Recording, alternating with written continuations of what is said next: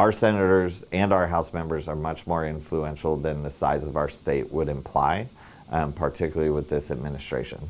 And it doesn't take that many calls to an office for them to start considering a shift in position or to start telling their colleagues that they have concerns. Hunger Free Oklahoma President and CEO Chris Bernard urging people to reach out to Oklahoma U.S. senators about voting against a federal proposal that he says would place more responsibility on the state to pay for SNAP benefits and its administrative costs. We reached out to the Oklahoma Department of Human Services to learn more about the impact this proposal would have on the state, and they sent us back a statement saying Oklahoma Human Services is working with our federal partners to learn more about any potential effects on our programs.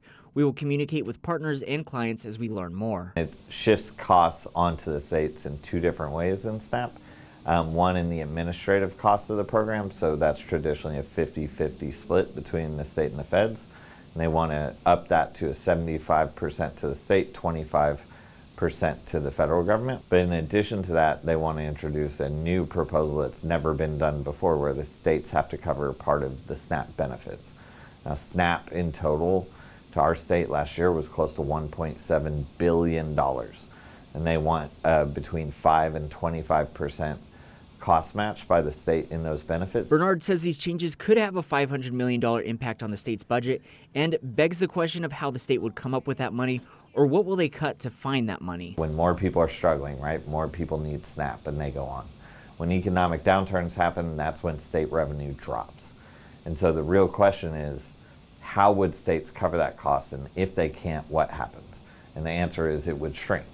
Right? The benefits pool would shrink. Carrie Vesley Henderson with Iron Gate, a local soup kitchen and food pantry, says a SNAP reduction would cause more people to turn to food pantries. Whenever there's any kind of change in the payment to the SNAP system, it definitely affects food pantries.